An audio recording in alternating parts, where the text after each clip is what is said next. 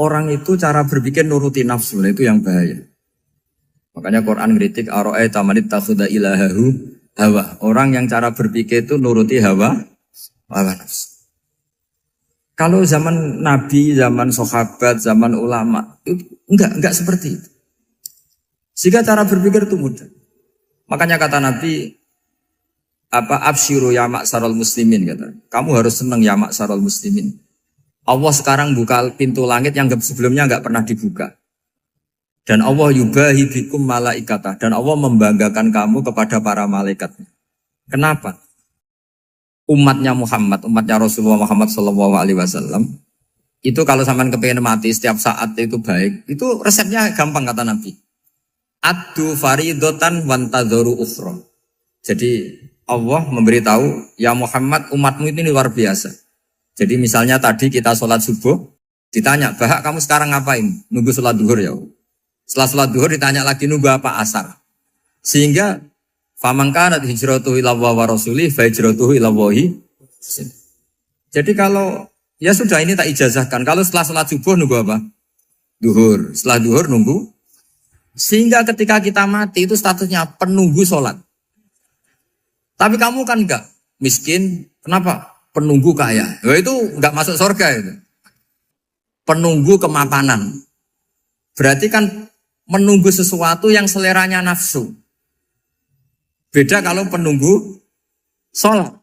Berarti kamu di dunia menunggu ritual ibadah. Maka di antara ijazahnya Nabi apa?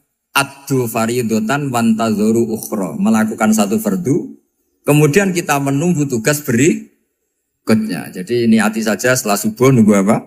Duhur. Setelah duhur, meskipun kita di perapatan. Apa? Nunggu asar. Ya. Tapi ya asar betul. Jangan nunggu tok pas asar. Enggak. Jadi sebetulnya umat ini gampang sekali. Jadi di antara kebanggaan Allah, yubahi itu Allah bangga dengan malaikatnya adalah umat ini adalah addu faridotan wantadzoru ukhra. Melakukan satu fardu, kemudian menunggu fardu yang lain. Dari mengkhidmati kampus, ingin mengkhidmati masyarakat. Dari satu masyarakat lokal Semarang menjadi sampai sekarang, sampai Banjarmasin. Unisula mau bikin kampus di sana, terus gitu. Dari satu tugas ke tugas yang lain. Makanya Islam diajarkan setelah satu tugas selesai, faida faruhtafan so. Jadi sehingga hidup kita itu dinamis. Dari satu kebaikan menunggu kebaikan lain, dari satu kebaikan menunggu. Sehingga hidup kita ngapain? Nunggu satu kebaikan. Ini sudah masuk faman kanat hijratuhu ila wa rasulih, fa hijratuhu ila wahi wa rasulih. Sehingga bayangkan kalau kita direkam Allah, Gusti kula ampun mati nak dereng sugih. Wis melarat puluhan tahun. Sakit, nunggu sesuatu sing sifatnya nafsu, kok pengen sugih. Sugih tok aja cukup. Tahu buruh wong sing tahu ngenyek ndekne lho, itu kan urung-urung wis dendam. Saya belum mau mati sebelum kaya dan buruhkan orang yang pernah melecehkan saya. Wis ngono akhirnya mati urung sugih. Berarti wis fakir matine hasud. Mau itu ngenes dunia akhirat kan kira-kira seperti itu. Kamu santai aja kalau fakir berarti meringankan hisab karena ada banyak harta. Yang mau dihisab papanya, enggak punya apa-apa. Jadi saya mohon sekali ya, Islam itu mengawal kebahagiaan. Sebab itu sampai bahagia itu menjadi perintah Islam, qul bi fadlillah wa bi rahmati fa bidzalika falyafrahu. Karena dengan bahagia bi taat diharapkan orang Islam itu tidak bahagia atau cari kesenangan lewat jalur maksiat. Sehingga ciri utama wali apa? Ala inna awliya Allahi la khaufun alaihim walahum yahzan. Sehingga ulama dulu itu rileks-rileksnya. Termasuk yang saya ceritakan tadi, Imam Ahmad, Imam Syafi'i. Itu melihat apa saja rileks. Ya tadi kalau disenangi orang ya barokah, punya kawan kebaikan. Nak dineng ya barokah dineng di gedingi tonggo rada utang, ngeranjuk tulo gitu. Jadi rileks saja. Masyhur itu Imam Syafi'i ngendikan waman asaa ilaika faqat atlakoka. Orang yang berbuat buruk sama kamu, hakikatnya adalah membebaskan kamu. Atlako itu apa? Membebaskan. Enak gak jadi hidup gitu? Kalau kamu kan enggak, kok gedeng aku salahku apa? Malah kamu ujub tuh, orang kok gak tahu salahnya. Kamu jadi suami, istrinya ngomel, kurang apa saya sebagai suami? Ya kurang banyak, enggak ganteng, enggak kaya, enggak ini. Malah kalau diterangkan malah parah toh. Ya sudah rileks saja. Kalau dia ngomel ya tadi, alhamdulillah dapat pahala tanpa apa? Biaya. Terus ngomel kan butuh energi, paling yang tidak kuat 3 jam. Nanti juga berhenti apa? Terus ambil nilai positifnya. Misalnya ngomel sama suaminya, bagus lah. Kalau ngomel sama tetangga malah kayak apa gitu aja udah. Jadi ulama dulu itu gampang sekali melihat hidup. Rasulullah ya gitu, melihat hidup tuh gampang saja. Ketika tanya, ya Aisyah apa ada sarapan? Tidak ada ya Rasulullah, ya sudah saya tak puasa. Jadi enteng saja. Kadang-kadang beliau ingin puasa, ya puasa sunat, ada sarapan nggak jadi puasa. Rileks. Nabi itu rileks. Kalau ngajari kebaikan juga rileks. Nah sekarang itu banyak orang yang karena mungkin kurang baca, Islam tuh kayak menjadi aturan yang bengis, yang repot, yang mengekang. Itu tidak seperti itu. Yuridu wa bikumul yusra wala yuridu bikumul usra. Allah menghendaki agama ini mudah. Sehingga ada sahabat di Imami Mu'ad itu baca Baqarah. Sahabat ini pekerja petani, mufarokoh ditinggal. Ketika Mu'ad lapor, ya Rasulullah ini ada orang munafik, tengah-tengah sholat mufarokoh saya ditinggal. Yang disalahin itu tidak yang ninggal tapi Mu'ad. Afattanun anta ya Mu'ad, kami itu tukang fitnah. Masa ngimami petani pakai surat Baqarah? Jadi yang disalahkan ini imamnya. Kalau kamu jadi imam, sholatnya ya yang cepat.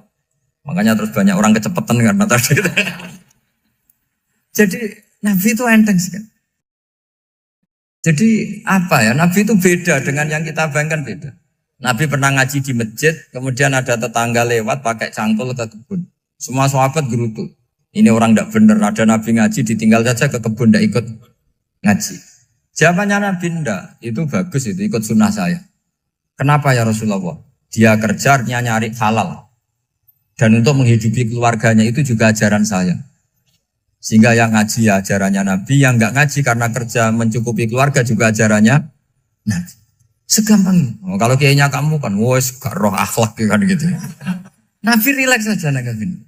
Sampai bisa lihat itu di bab Fadhailul Kasbi. Makanya ini penting sekali supaya orang itu berpikir Islam atau mendakwakan Islam itu berdasar sanad ya yang muttasil yang pernah dilakukan Rasulullah SAW. Sesuatu yang dilarang Allah itu pasti madharat. Maka untuk melarang seseorang bergantung sama narkoba misalnya atau hal-hal yang bahaya pada fisik, itu satu tentu bagi ahlullah, tentu karena takut Allah. Tapi banyak masyarakat yang memang benar-benar bisa meninggalkan narkoba karena efek buruknya ganja. Bahwa itu mengakibatkan sakau, mengakibatkan tidak sadarkan diri, mengakibatkan kebangkrutan ekonomi macam-macam. Sehingga mereka benar-benar benci sama yang namanya narkoba. Jadi di antara manhajul Quran itu kalau mentakbih, memburuk-burukkan maksiat itu mesti dikritik innahu kana fahisyah. Innahu kana fahisyata wa makta wa sa'a sabila. Innahu kana fahisyata wa sa'a sabila. Diulang beberapa kali. Sehingga dibutuhkan kecakapan untuk menganggap satu hal yang buruk itu fahsyah, sesuatu yang enggak rasional, sesuatu yang tidak positif, sesuatu yang pasti berdampak negatif. Sehingga kalau misalnya tadi dibacakan oleh Qori, kuntum khaira ummatin ukhrijat linnasi ta'muruna bil ma'ruf wa tanhauna 'anil munkar.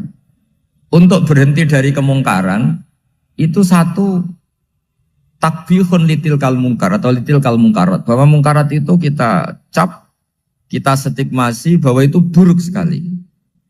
Seperti Nabi mengajarkan pemuda tadi, masa kamu suka ibu kamu digitukin lelaki lain, putri kamu, bule kamu, bude kamu, sehingga orang ini pikirannya termindset betapa buruknya zina.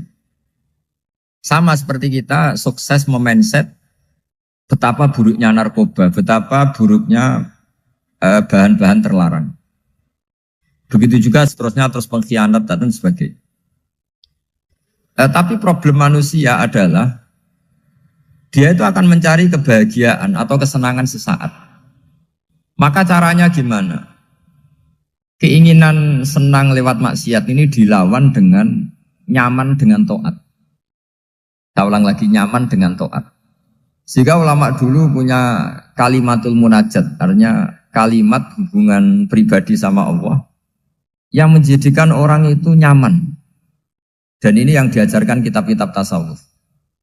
Kitab tasawuf itu sukses mengajarkan melihat alam raya ini semuanya nyaman, termasuk yang mengecewakan. Itu dianggap nyaman. Saya berkali-kali mengajarkan ilmu ini karena ini musalsal ila Rasulillah SAW. Itu pernah suatu saat Imam Ahmad itu dipanggil sama tetangganya, anak muda. Tentu Imam Ahmad ini orang yang sangat soleh, sangat waroi, sangat tunduk sama perintahnya Allah dan Rasul. Pemuda tadi manggil, ya Ahmad, datang ke rumah saya. Imam Ahmad datang. Setelah sampai ke pemuda tadi, sudah pulang lagi, saya tidak butuh kamu. Pulang lagi. Setelah sampai rumah dipanggil lagi, ya Ahmad, datang lagi. Datang lagi. Oh, saya tidak jadi butuh, pulang lagi. Sampai 3 kali. Dan itu perangai ekspresi Imam Ahmad itu, atau ulama lain yang sesoleh beliau, itu nyaman, indah. Beliau tetap senyum-senyum, nyaman. Beliau tidak tersinggung, tidak terprovokasi, pokoknya tidak tersinggung, kelihatan nyaman. Lama-lama pemuda ini terus tanya, ya Ahmad, kamu saya perlakukan seperti ini kok tidak tersinggung? Kamu senyum-senyum saja, happy-happy saja. Jawabnya Imam Ahmad itu unik. Wahai pemuda, saya kamu panggil itu senang sekali. Karena kata Nabi, kalau kamu iman dengan Allah dan Rasul, maka hormatilah tetangga. Jadi saya senang. Karena nuruti perintah Allah untuk menghormati tetangga. Jadi tidak ada urusannya dengan kamu. Kagetnya kayak apa? Jadi dipanggil tetangga ya senang karena melakukan perintahnya Allah dan Rasul, yaitu ikramul jar, fal yukrim jarum. Disuruh pulang, kamu ingin saya pulang, ya saya pulang. Disuruh datang, ya saya datang. Jadi saya tidak tersinggung, saya tidak ada urusan dengan kamu. Urusan saya dengan Allah Subhanahu wa Ta'ala. Itu kalau bapak-bapak istrinya ngomel terus sabar itu ya bagus. Saya tidak punya urusan. Kalau kamu terprovokasi oleh istri, berarti kamu didikte oleh makhluk. Masa seorang rektor didikte makhluk? Kan tidak keren. Apalagi seorang habib didikte makhluk, kan tidak keren.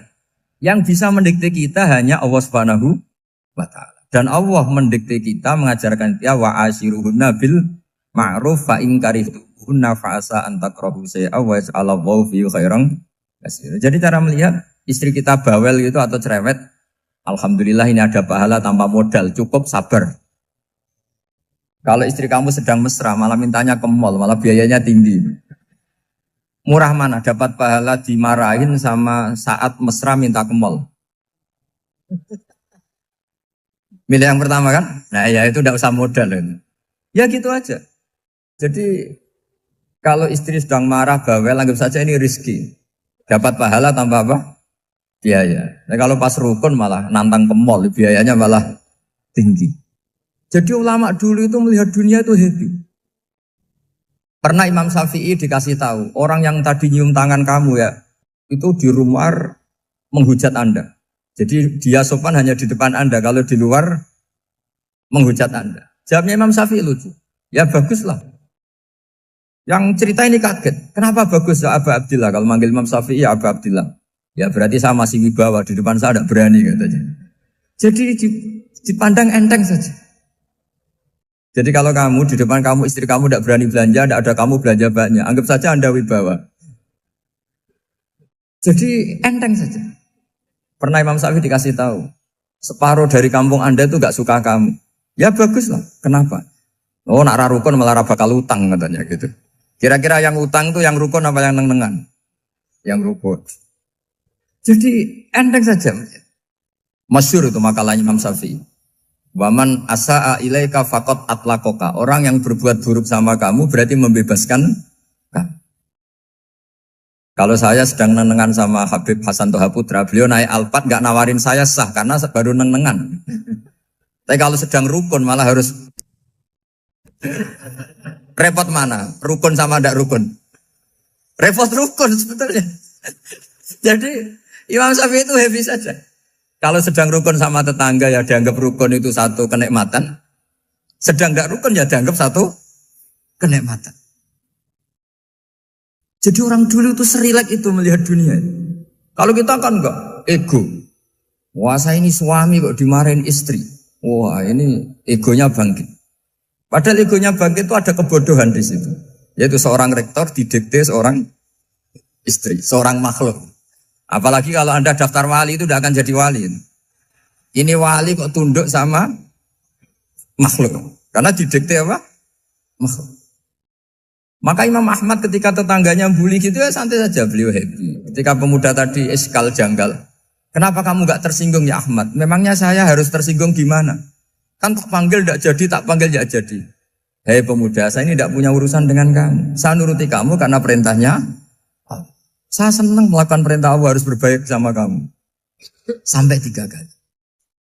Ajarkan Muhammad atau katakan Muhammad pada umatmu. Sebaiknya atau seharusnya mereka hanya gembira dengan melihat fadlnya Allah dan rahmatnya Allah. Ini harus kita pahami mulai dari konstruksi yang paling pokok, yaitu akidah. 2 ahwal. Ahwal itu 1 perilaku sosial. 3 mutammimat, sesuatu yang tidak pokok, tapi kita butuhkan dalam mengawal hidup ini. Saya beri contoh, itu sampai maksiat, itu karena cari kesenangan. Misalnya baru penat itu, ingin seneng, ada orang yang macam-macam lah, ingin melihat maksiat, apa itu pornografi, apa nyabu, apa macam-macam. Itu sebetulnya agama punya konsep yang luar biasa, yaitu seharusnya seseorang itu gembira. Gembira dengan ketaatan. Lalu pertanyaannya caranya gembira gimana? Gembira itu mudah. Jadi misalnya kamu sujud sama Allah Subhanahu wa taala. Terus cara berpikir begini. Ini sekaligus ijazah. Cara berpikir begini. Ya Allah, ini kata Sayyidina Ali, kafani izzan an akuna laka abdan wa kafani fakhron an takuna li rabban. Ya Allah, betapa sialnya saya andaikan saya jadi budak dari makhluk yang sama. Misalnya sampean itu seorang kiai atau rektor atau doktor atau orang terpelajar, kemudian kamu jadi budak atau hamba dari makhluk yang setara. Betapa hinanya saya. Maka kata Sayyidina Ali, ya Allah saya ini cukup bahagia, cukup bangga karena jadi budak, jadi hamba dari zat yang super atau yang maha super. Jadi kok Allah Subhanahu wa ta'ala. Sehingga ada kebahagiaan yang luar biasa karena menjadi hambanya Allah Subhanahu wa ta'ala. Setelah bangga dengan jadi hambanya Allah, maka kita akan malu. Malu misalnya kok saya bahagia itu nunggu melihat pornografi, melihat maksiat. Itu terus menjadi malu. Kenapa saya bisa didikte oleh hal-hal seremeh itu? Ya, kita malu karena didikte oleh hal-hal yang seremeh itu. Karena kita didikte oleh nafsu. Jadi izzatun nafsi, satu harga diri seseorang itu harus dihidupkan untuk hanya tunduk kepada Allah Subhanahu wa ta'ala. Sehingga Nabi itu melatih satu logika tarkul ma'asi. Nabi itu dulu ketika ada seorang pemuda yang ya karena mungkin pemuda ya, dia itu mau masuk Islam, tapi uniknya kata pemuda tadi, saya masuk Islam tapi asal dibolehkan bebas zina. Jadi ini agak sableng gitu. Jadi mau masuk Islam syaratnya dibolehkan apa? Zina atau free sex gitu. Karena orangnya agak hiper. Itu Nabi tidak langsung mengancam dengan neraka enggak. Ketika mau pamit gitu semua sahabat melarang. Mah itu jangan, kamu jangan suan Nabi, itu permintaan yang nggak masuk akal. Setelah lama ditahan, terjadi kegaduhan di masjid, Nabi dengar, itu ada apa itu? Itu ada pemuda yang mau masuk Islam tapi yasta'dzinuhu fi zina. Tapi mereka minta izin Nabi untuk tetap boleh zina. Kata Nabi, pemuda itu suruh masuk, suruh menghadap saya. Ketika menghadap Nabi, saya ulang lagi ketika menghadap Nabi, Nabi mengajarinya itu luar biasa. Nabi tidak langsung mengancam dengan neraka atau dengan azab tunda. Tapi kata Nabi, Atau hibbuhu li ummik. Kamu suka kalau ibu kamu itu jadi demenannya orang banyak. Pondok ya Nabi. Yang demen ibu saya tak bacok kan. Karena ini ya agak preman, di mana-mana orang nakal agak preman. Terus atau hibbuhu li bintik. Kamu suka kalau putri kamu ya digitukan orang-orang. Wah ya enggak Nabi, yang gitukan putri saya tak bacok. Atau hibbuhu li kholatik. Kamu suka kalau bule kamu digitukan. Atau hibbuhu li ammatik. Kamu suka kalau saudara bapak kamu digitukan. Nabi itu mengeset ya. Cara sekarang itu cuci otak mungkin. Nabi itu meluruskan otaknya anak muda itu. Betapa buruknya zina. Cara bahasa Arab ditakbih. Betapa buruknya zina. Kamu suka kalau korbannya ibu kamu, putri kamu, bude kamu, bule kamu. Sehingga orang itu matur ya hasbuka ya Rasulullah, ini sudah cukup. Saya tidak pernah melihat sesuatu seburuk zina. Jadi fa'al qawwa fi qalbihi bughdha zina. Kemudian Allah meletakkan di hatinya, menanamkan benci zina. Sehingga akhirnya pemuda tadi menjadi iffah, menjadi menghindari zina. Artinya begini ya, ini mungkin yang lolos dari para kita sebagai dai, kita tidak belajar banyak tarbiyahnya Rasulullah Shallallahu Alaihi Wasallam. Jadi kalau kita benci maksiat, itu jangan hanya ditakhzir, ditakutkan neraka itu enggak. Jangan hanya itu. Tapi di logika. Jadi kalau kita menghindari maksiat, itu selain karena takut azab, itu ada logika. Ada rangkaian pikiran yang menjadikan kita anti satu perbuatan apa maksiat. Jadi misalnya gini ya, kira-kira ginilah kalau contoh gampang itu. Ada orang gitu ya, nyanyi dengan pakaian yang mungkin pornografi gitu. Mungkin pemuda-pemuda ingin melihat itu, tapi bisa diobati gini. Kok enak dekne mergawe kok tak bayar ya, aku kehilangan duit. Meskipun dengan logika yang agak serampangan, yang penting menjadi kita ini punya harga diri untuk tidak tergantung hal-hal seperti itu. Sehingga Nabi itu cara menggambarkan tadi mulai atau hibbuhu li umma, kalau ibu kamu jadi demenannya orang lain. Pemuda tadi bilang yang demen ibu saya mau saya bunuh. Ditambah lagi atau hibbuhu li bintik. Bagaimana kalau korbannya putri kamu, bule kamu, bude kamu. Sehingga terus si pemuda tadi betapa buruknya zina.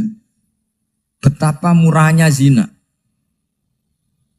Akhirnya pemuda tadi al-qawwa fi qalbi bughdha zina. Terus kemudian pemuda tadi itu sangat membenci dengan apa?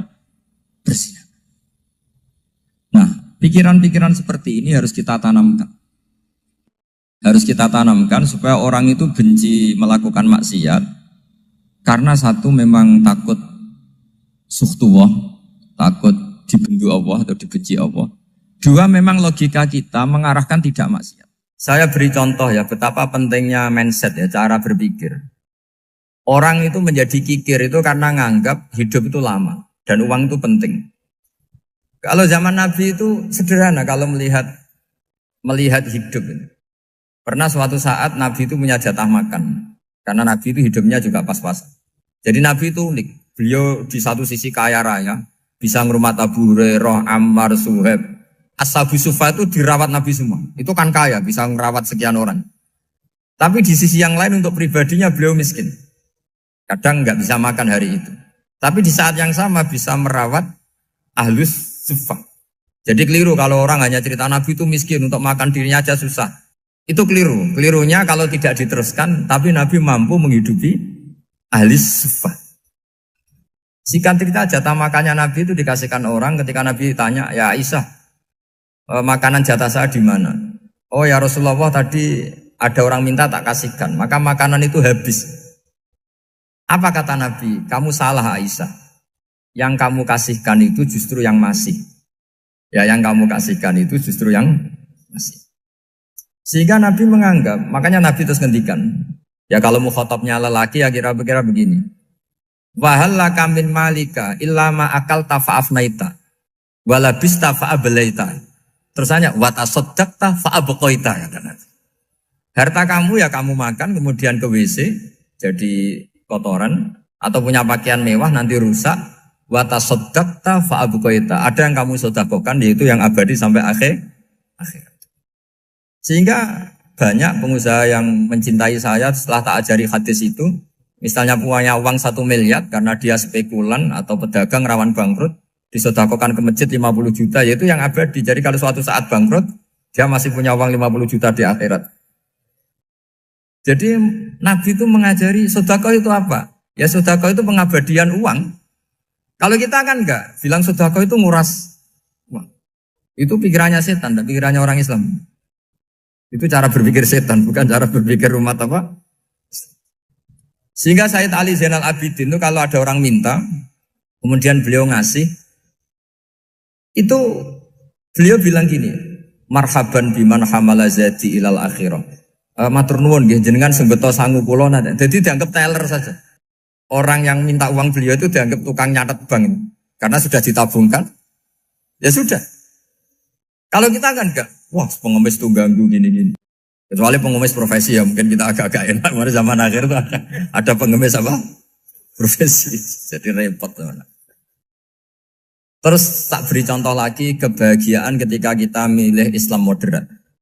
Islam kita diajarkan guru-guru kita, utamanya oleh guru kita Mbah Maimun. Saya juga sering ketemu beberapa ulama dunia, termasuk Habib Umar. Saya juga ikut sowan ke sini pas beliau sama Habib ini Hasan Toha Putra di sini sama orang-orang moderat. Itu cara berpikir juga luar biasa indah. Beliau pernah cerita ya, beberapa ulama lah, banyak yang cerita itu. Saya pernah diceritani seorang alim ketika ada orang ekstremis itu mau ngebom di tempat maksiat. Kebetulan yang maksiat itu kebanyakan ya orang Islam. Karena di negara yang mayoritas Islam. Ditanya sama Syekh Sa'rawi. Syekh Sa'rawi itu mufassir top di mana? Mesir. Ini mau tak habisin karena mereka orang Islam kok maksiat terus. Terus ditanya sama Imam Sa'rawi. Laumatu ala khini ma'asihim aina masiruhum. Kalau mereka mati dalam keadaan maksiat, mereka kemana? Ya ilan nar, mereka pasti masuk neraka. Terus ditanya sama Imam Sa'rawi. Wahal masiruhum ilan nar muradun nabi amlan. Punya umat maksiat kemudian mati masuk neraka, itu yang diinginkan Nabi apa enggak? Ya tidak aja. Ya sudah, enggak usah dibom, ditunggu tobatnya kata. Karena kalau mati dalam keadaan itu ke neraka dan itu tidak yang diinginkan Rasulullah Sallallahu Alaihi Wasallam. Terus ekstremis ini menjadi tobat, tidak berpikir ekstremis Mas. Jadi orang itu harus berpikir mindset yang baik. Meskipun kadang berpikir baik itu ya agak-agak kacau. Ada seorang wali majdub itu kalau berdoa agak kacau, tapi nggak bisa dibantah. Masyhur itu doa itu.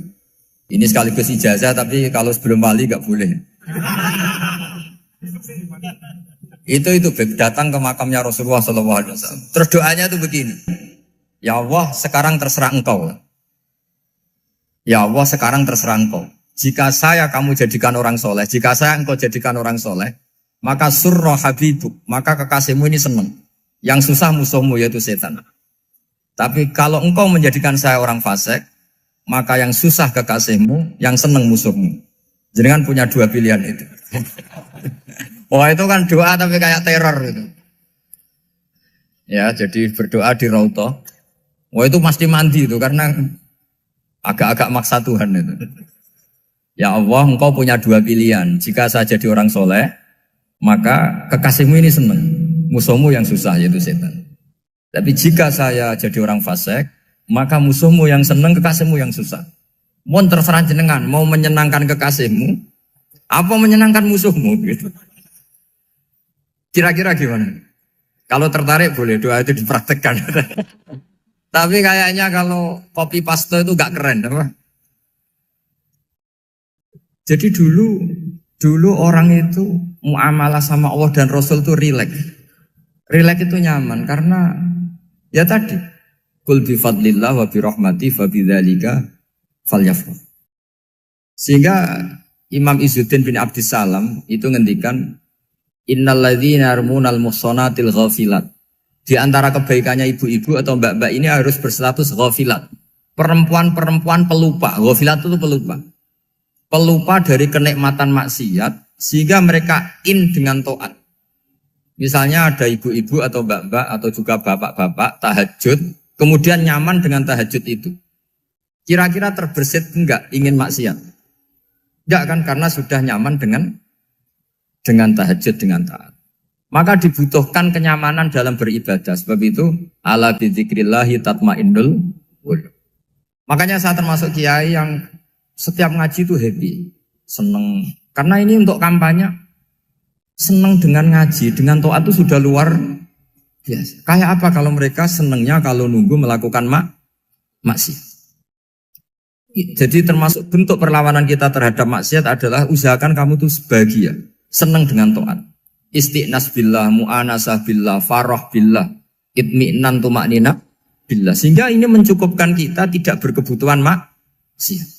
Meskipun kita ya manusia, pasti suatu saat atau sudah pernah maksiat. Serasa diceritakan lah, ini gue semesti gitu. Lah orang-orang dulu itu orang yang sukses mengelola bahagia ma'allah wa billah walillah. Jika wali-wali dulu itu jadi wali itu tidak mesti karena ibadahnya banyak, itu enggak. Mereka orang yang ibadahnya itu biasa. Biasa-biasa sekali. Ulama-ulama dulu ibadahnya biasa sekali. Tapi qulubuhum ma'allah, hatinya itu ma'allah. Itu ada seorang wali itu jadi wali, Umar bin Abdul Aziz yang dikenal khamisul khulafa. Khamisul khulafa. Di luar khulafa ar-rasyidin 4, di antara yang soleh adalah siapa? Umar bin Abdul Aziz. Itu ketika mau meninggal, itu senangnya bukan main. Itu semuanya nangis, beliau senang. Terus tanya, kenapa kamu senang? Memangnya saya kalau mati itu kemana aja?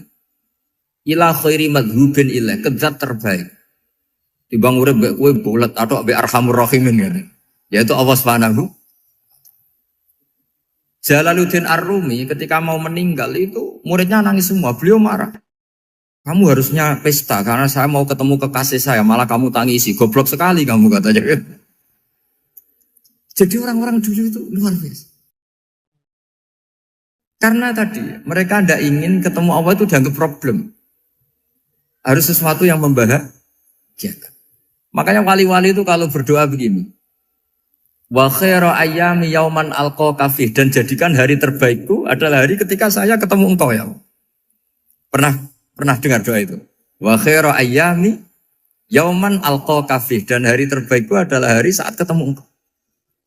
Aman kan enggak? Sampai mati ku wedi.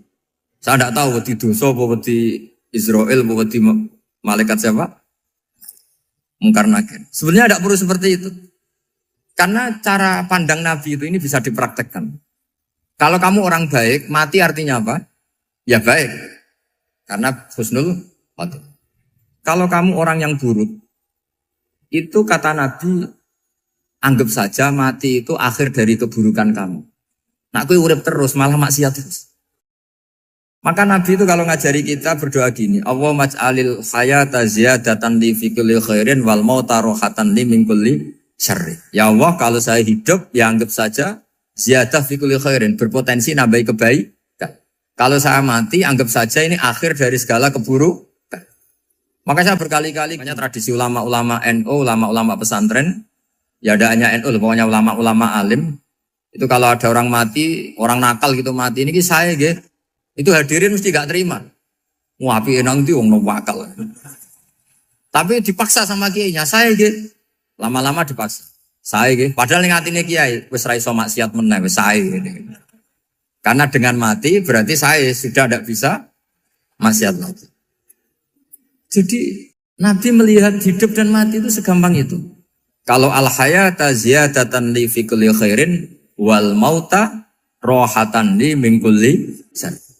Coba kita ke depan itu kan ada potensi zina, potensi korupsi, potensi maksiat. Yang bisa menghentikan potensi itu apa coba? Mati ya, udah pinter dia. Sudah maju berarti. Berani mati? Berani. Tapi jangan di sini ngel-ngelo panitia. Artinya yang selama ini kita risau dengan kematian, dengan apa? Nabi ngajari kita tadi. Allahumma maj'alil hayata ziyadatan li fi kulli khairin wal mauta rohatan li min kulli syarr. Ya Allah, jadikan hidup ini sebagai bekal menambah kebaikan, dan suatu saat kalau saya mati, semoga itu akhir dari segala keburukan. Jadi artinya Nabi itu ngajari kita itu positif terus. Sama seperti ulamanya tadi. Nak lagi rukun mbek tonggo ya sanggep ae kanca keapian. Nak nenengan ben ra utang ngoten. Dadi pokoknya penak terus itu. Nak bojo lagi ngamuk alhamdulillah gak ngajak blonjo. Nak pas rukun ya alhamdulillah kok lagi rukun. Jadi gampang semua. Makanya ada seorang alim itu ngendikan begini, ada yang tanya. Saya tuh dulu ketika kaya, teman saya sering main ke saya. Setelah saya miskin gak ada teman-teman yang ke saya. Dikira si Habib ini kebetulan orangnya Habib itu mendukung keluhan dia. Ternyata enggak. Si orang alim itu bilang gini, malah bagus tuh gitu. Kowe wis melarat buruhe wong. Ya sudah kamu miskin buruhnya orang lain. Misalnya tukang manol di pasar atau tukang becak. Kemudian teman-teman kamu datang, malah kamu malu tuh jadi tontonan. Bagus kalau mereka lupa, pas kamu miskin tidak ada yang lihat katanya. Jadi apa ya, dianggap enteng saja gitu. Akhirnya orang ini nggak jadi ngeluh. Selama ini kan kita ngeluh ya, ketika miskin teman-teman nggak datang. Coba kalau mereka datang pas kamu buruh bikin botol di orang lain. Mantan bos buruh, malu gak? Milih datang kepada? Nggak lah, sudah bener itu. Jadi ulama dulu itu makanya sering baca biar tahu solusi hidup. Jadi ulama dulu tuh gampang sekali melihat kehidupan itu. Gampang sekali, indah, gampang. Kebahagiaan ini pula yang harus kita latih dalam melakukan ketaatan. Tapi memang obsesi saya terbesar atau cita-cita saya terbesar memang setiap ngaji saya ingin orang mukmin semuanya itu bahagia. Dengan bahagia itu mereka tidak neko-neko ingin mencari kebahagiaan lewat jalur apa maksiat. Sehingga dalam konstitusi ulama yang ditulis di kitab-kitab usul fikih, dan itu kitab yang saya kaji, selalu saya kaji, itu membela-bela sesuatu yang mubah itu sampai luar biasa. Karena melihat mubah itu, misalnya Anda tidur itu berstatus mubah. Anda bermain catur berstatus mubah. Anda rileks sama teman jagongan semalam dengan teman rektor atau dosen atau yayasan itu, melihatnya bukan mubah, tapi tarkul maksiyah. Misalnya saya semalaman asik musamarah itu jagongan malam sama Habib Toha Al-Munawwar. Itu awang ngitungnya bukan, wah ini jagongan ngalor ngidul tidak penting tuh enggak. Malam itu bahak tidak ke dugem, tidak ke tempat maksiat. Sehingga ada ulama yang mengatakan mubah itu enggak ada. Saya ulang lagi, mubah itu enggak ada. Kan umumnya ulama bagikan wajib, ya kan, haram gitu. Terus diantaranya mubah, sunat, makruh. Ada ulama yang mengatakan mubah itu enggak ada. Kenapa? Logikanya begini, itsma min mubahin illa wa yatahaqqaqu bihi tarku haramimma. Karena ada mubah yang Anda lakukan kecuali saat itu pasti ditinggalkannya sebuah keharaman. Misalnya Anda sedang jagungan sama istri di luar, di rumah, asik di rumah semalaman. Mungkin bahas hal-hal yang ringan. Mungkin melihat sinetron atau apa yang ringan. Tapi di situ terjadi Anda meninggalkan ke tempat-tempat maksiat. Sekarang ninggal maksiat itu wajib apa mubah? Wajib. Padahal Anda sedang melakukanmu. Nah itu dicatat oleh Allah itu tarkul haram, meninggalkan keharam. Jika masyhur dalam cerita wali-wali itu, Abu Yazid yang seperti itu ibadahnya pernah tanya, ya Allah lalu yang makomnya orang seperti saya siapa? Karena beliau semalaman ibadah terus. Sama Allah dijawab, ya yang tidur di pinggir kamu itu. Abu Yazid, loh kok bisa ya Allah? Dia kan tidur terus. Ya kan dia tidur berarti meninggalkan keharaman. Ngomong sing potongan tukang maksiat itu apik turu apik melek kira-kira. Apik turu. Timbang sama nak melek pola wis turu ae kira-kira gitu. Jadi enggak usah dipaksa tahajud, dipaksa qiyamul lail itu. Iya kalau qiyamul lail. Kalau dapat informasi, ke sini ikut saya terus katut kan repot. Jadi perlawanan terhadap maksiat itu sebetulnya gampang dalam Islam karena tadi nggak ada sesuatu yang mubah kecuali saat dilakukan berakibat meninggalkan keharaman. Mudah sekali. Jika banyak orang jadi wali itu karena melakukan mubah. Itu ada orang jadi wali itu karena sering makan. Ya makan biasa itu. Karena ketika makan ya Allah betapa doifnya saya. Katanya saya presiden, katanya saya rektor, saya kiai. Ternyata kalau nggak makan tuh lemes. Apa hebatnya makhluk yang bergantung makhluk yang lain, yaitu makanan. Nah karena seperti itu terus dia al-laja'illallah, terus dia sungkeman ning Allah. Betapa lemahnya saya. Sebab itu ketika Quran mengkritik dan dengan tanda kutip kemungkinan Tuhannya Isa bin Maryam, itu ngeritiknya sederhana Quran itu. Mal masih ibnu Maryam illa rasul qad khalas min qablihir rusul wa ummuhu siddiqah kana yaqulanit ta'am. Isa itu tidak Tuhan, wong dia makan. Kamu kebayang enggak misalnya punya Tuhan, wah tadi Tuhan mampir ke rumah saya, dia lemes. Setelah tak kasih makan sehat lagi gitu. Itu kan enggak kebayang. Tapi Tuhan marung di rumah saya, lemes tak gratisin, kayaknya enggak punya uang gitu. Setelah makan wah gairah lagi. Kebayang enggak punya Tuhan seperti itu. Sehingga Quran kalau gojlok sederhana, karena yakulanit to'am. Sehingga wali-wali itu kalau makan itu sadar lemahnya dirinya, betapa dirinya tergantung makanan. Sesuatu yang tergantung itu artinya tidak hebat, tidak Tuhan. Jadi untuk menjadi wali, untuk menjadi dapat ridhonya Allah itu sebenarnya sederhana. Termasuk ada cara jadi wali yang agak kacau, tapi ini ya benar, asal niatnya benar. Misalnya Unisula besar, ya kurang besar lagi. Kita sudah punya uang, kurang banyak uang lagi. Itu Nabi Ayub, itu kan seorang nabi. Pernah diuji, oh ini ada di Sahih Bukhari. Nanti kamu tanya, hadisnya Sahih enggak? Ini ada di Sahih Bukhari. Kadang orang kota itu aneh. Enggak ahli hadis tapi tanya, Sahih enggak? Padahal andai kan dibodohi Sahih, ya ngandel saja. Jadi kadang ya aneh. Oh enggak tahu kok tanya. Itu Nabi Ayub itu sudah kaya, pas itu sudah kaya. Bukan cerita yang masih miskin, memang sudah kaya. Beliau di kamar dihinggapin satu belalang dari emas. Setelah belalang itu dikejar, ternyata yang jenis itu banyak, semuanya dari emas. Ngambil sana sini, ini yang kesak ini dipenuhin, saku ini dipenuhin, sampai banyak. Sama Allah digojlok. Kamu itu Nabi saya, kenapa kamu mengumpulkan harta sebanyak itu? Kamu itu Nabi saya kok rakus? Jawabannya Nabi, ya Allah, siapa yang bisa kenyang dari rahmatmu? Ya, jadi kalau kamu punya uang 1 miliar, kok ingin 1 miliar 100, ingin 1 miliar 200, itu cara ngitung bukan uang. Ya Allah, siapa yang bisa kenyang dari rahmatmu? Karena rahmat Allah tidak terbatas, sudah Gusti tenang saja. Meskipun saya gini, rahmat Anda tidak akan habis. Sehingga waroi ada ilmunya, tomak juga ada ilmunya. Termasuk rakus itu juga ada ilmunya. Misalnya begini, ini contoh rakus yang ada ilmunya begini. Ini saya beri contoh. Mungkin yang boleh niru orang-orang soleh, kalau nggak soleh jangan.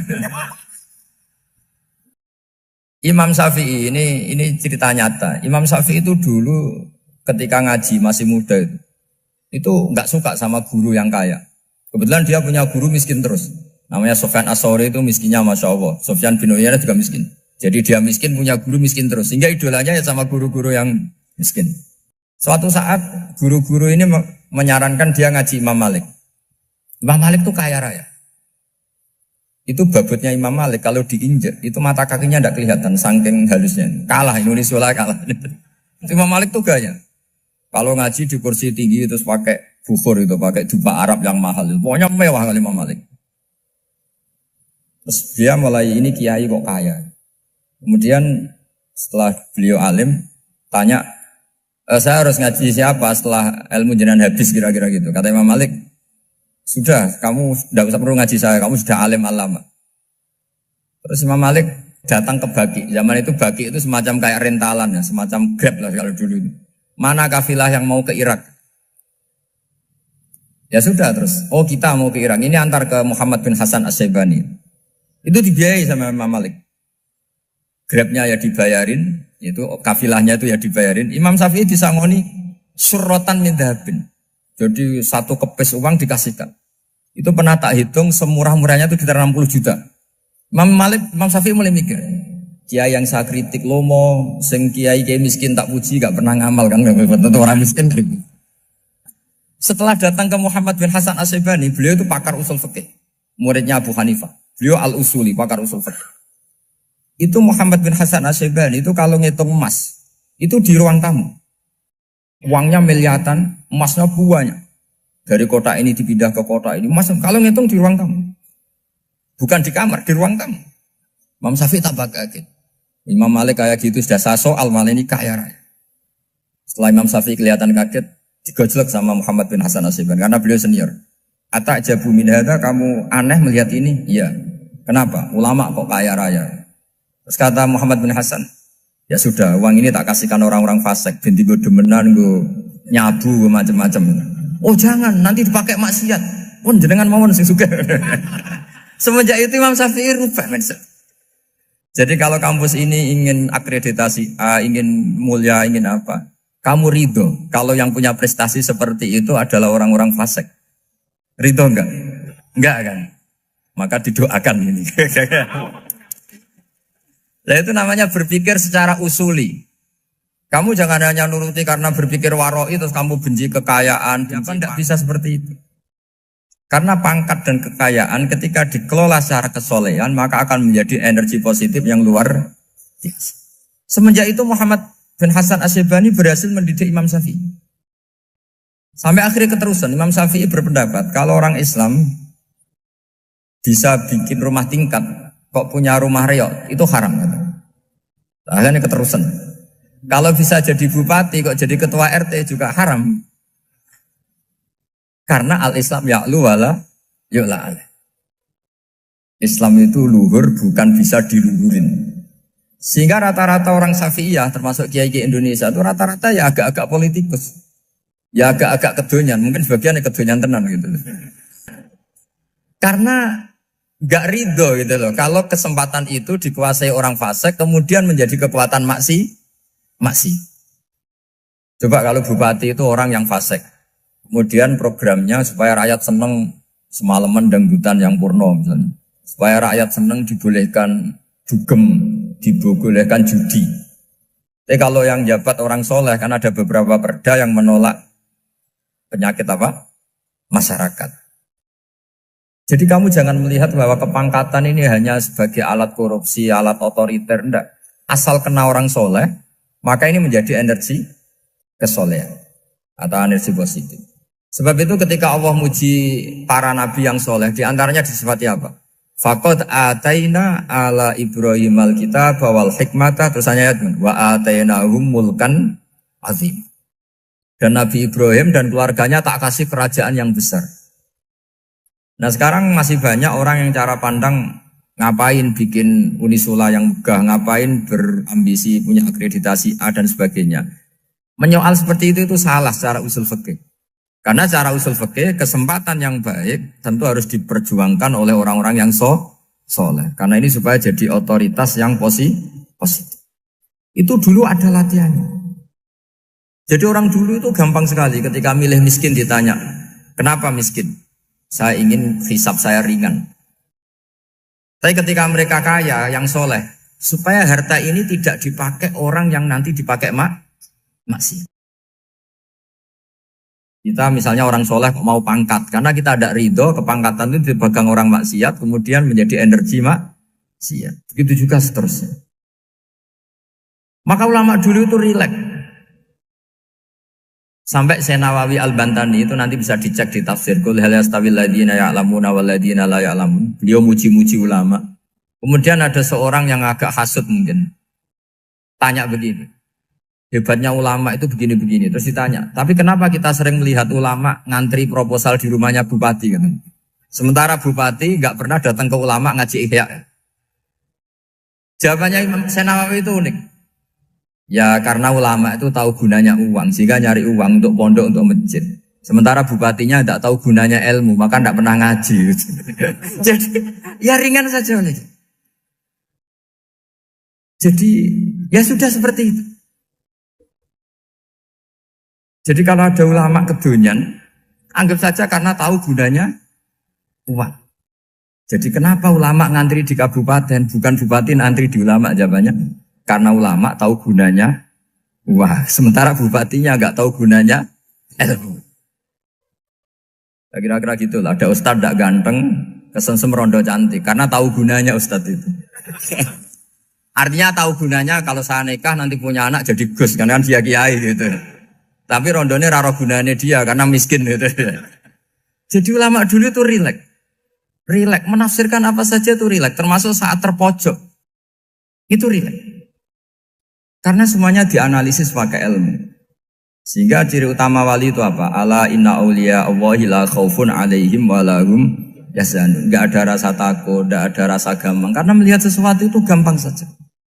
Saya ulang lagi, melihat sesuatu itu gampang saja, ringan. Oke, semoga barokah. Assalamualaikum warahmatullahi wabarakatuh.